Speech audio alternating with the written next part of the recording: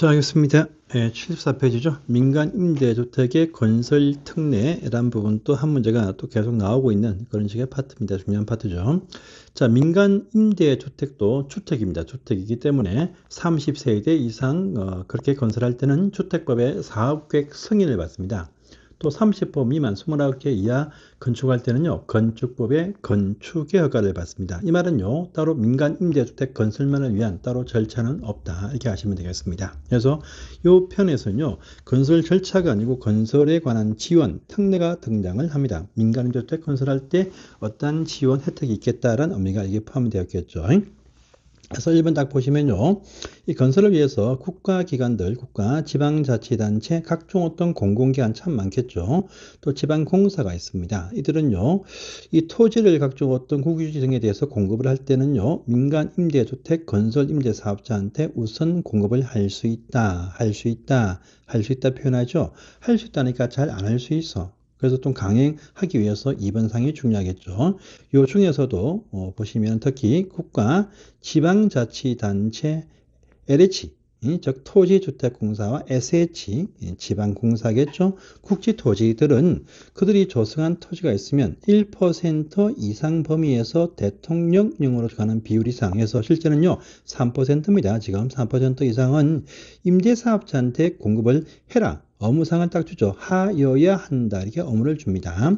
그래서 1% 이상의 범위 안에서 대통령령 3% 이상 이 전체를 다 정리해 주시고요. 국지, 토지, 공공기관은 빠지고 토지주택공사한테 이런 식의 업무를 부여한다. 이렇게 하시면 됩니다. 근데 질끔질끔 주면 안 돼. 큰 단지가 나오게끔요.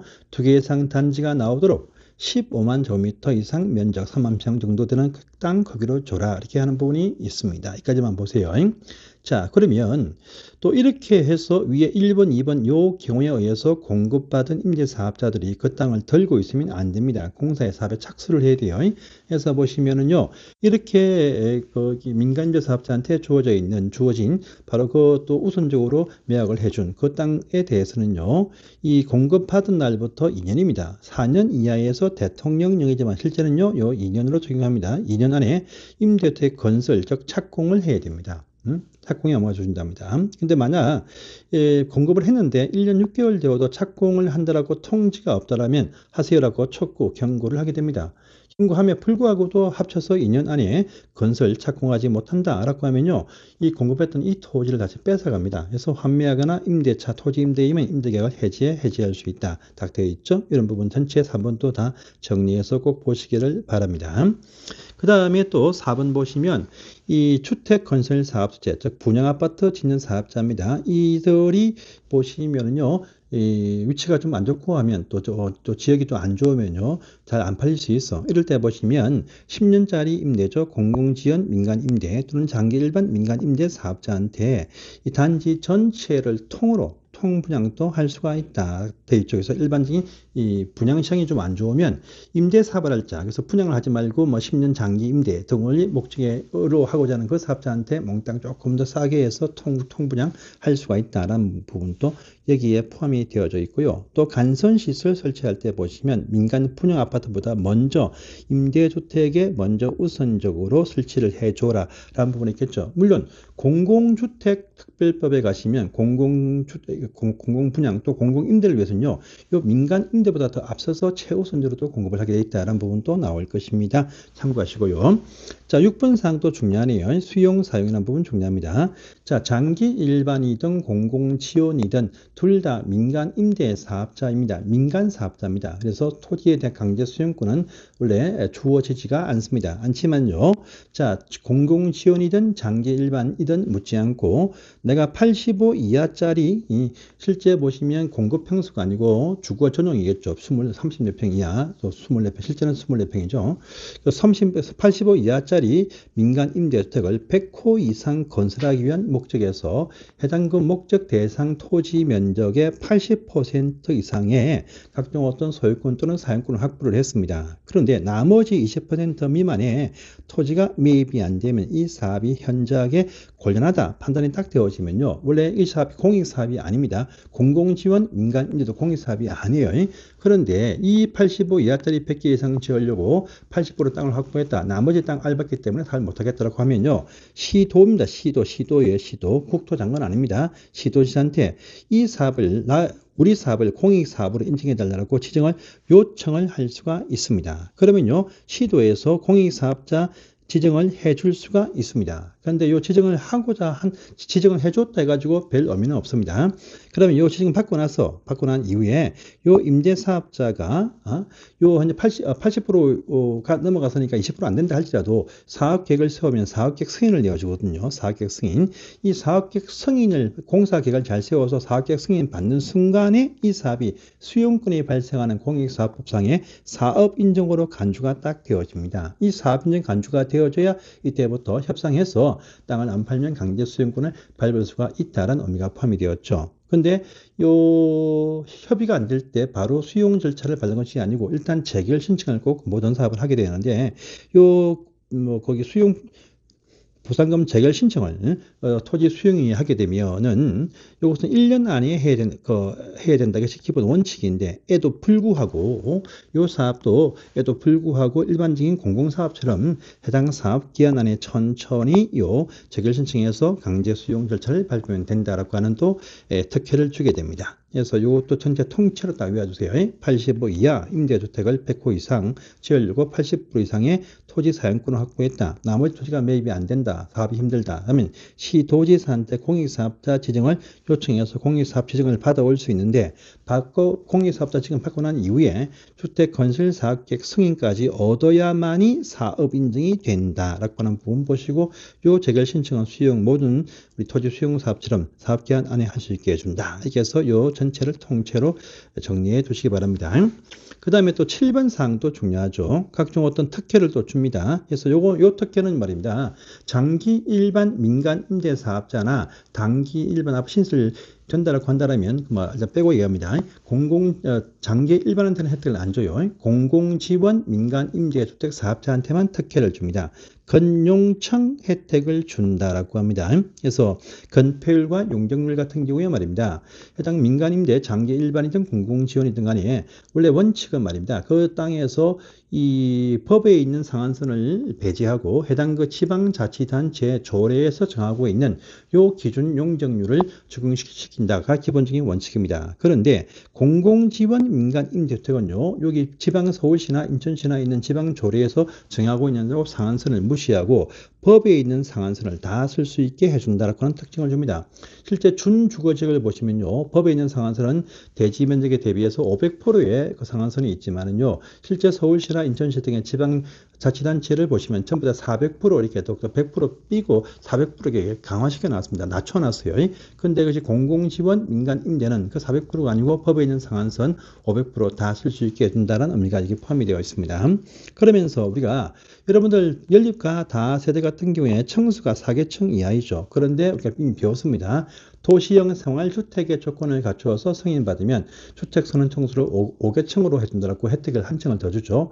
여기 공공지원 민간 임대도 보시면 아파트 말고 연립과 다세대 나올 때 한 개층을 더 받아서 주택선언 층수를 5층까지 한 층을 더 주는 혜택을 줍니다. 그래서 저 뒤에 가시면 소방법령 가시면 아파트 등이라고 하는 표현이 나옵니다. 아파트는 원래 아파트 5개층 이상인데 등이 뭐냐면 도시형 생활주택하고 공공지원 민간 임대처럼요, 연립과 다세대가 5개층이 되는 것들을 통칭해서 아파트 등 이렇게 부르는 내용들이 나올 것입니다. 어쨌든 간에 요 도시형 생활과 마찬가지로 요 공공지원 민간 임대 같은 경우도 연립과 다세대 나올 때 한 층을 더 줘서 5층까지 혜택을 주겠다 해서 요 건용층 혜택을 줍니다. 자, 그런데 혹시나 공공지원 민간 임대와 또 기타 시설물들 복합으로 건축할 때는요, 공공지원 민간 임대가 전체 연면적에서 50% 이상이 될 때 요 건용층 혜택을 준다까지도 정리해 두시기를 바랍니다. 그래서 이 파트 요까지가 이제 건설 특례다 하시고요. 또 용적률을 또 완화해 주면 몽땅 다 그 민간 임대 사업자가 쓰게는 하지 않고 일부 기부 체납 등 공공 기여를 받습니다. 에 관한 사항인데 이까지는 우리가 보실 사항이 아니니까 통과를 하시면 되겠습니다. 넘어가겠습니다. 자, 넘어가시고 그 다음 페이지 가보십니다. 75페이지에 가보시면 이제 공공지원 민간 임대주택 요것이 대부분 포함이 되어져 있는 그 상당수 반 이상을 포함하는 바로 공급촉진지구라는 것이 있습니다. 그래서 공공지원 민간 임대주택이 중심이 되어서 건설되는 촉진지구가 지금 서울시에서도 지방에서도 많이 탄생이 되고 있습니다. 크게는 대규모 아파트 단지가 나오겠고 또 작게는요 시가지 안에서 역세권 등에서 복합주택을 딱 지으면서 한 1000평도 안 되는 땅에서 나오기도 하고 각기 종합적으로 이것들이 이제 계속 탄생이 되어서 나오는데 이 파트는 여기 1번 사항이 또 제일 중요하죠. 공공지원 민간 임대주택 공급 촉진지구, 일명 촉진지구의 지정권자가 누구냐라고 합니다. 이것은 민간 임대주택이죠. 일단 공공지원도. 그러니까 이것은 지방자치단체 중심으로 촉진지구를 정합니다. 그래서 1번 딱 보시면 시도지사가 촉진지구를 지정한다가 기본 원칙인데 또 박스 밑에 2번 보시면 국토교통부 장관도 지정을 하는 경우가 있습니다. 두 군데 이상의 시도에 걸치는 촉진지구이거나 또 아주 필요할 때는요 장관도 정할 수 있지만 대부분 다 서울시 등에서 정한다 이렇게 또 아시면 되겠습니다. 할 때 기본적인 조건이 이 박스에 나오죠. 이 박스까지만 이번 시간 보겠습니다. 아주 중요한 사항이고 시험에 벌써 2번 나왔습니다. 일단 촉진지구 안에 보시면 이 안에 보시면 장소를 딱 정하면 민간 아파트도 나오고 공공임대도 나오고 기타 각종 어떤 건물도 나오는데 이 안에서 분양 아파트도 사실 나옵니다.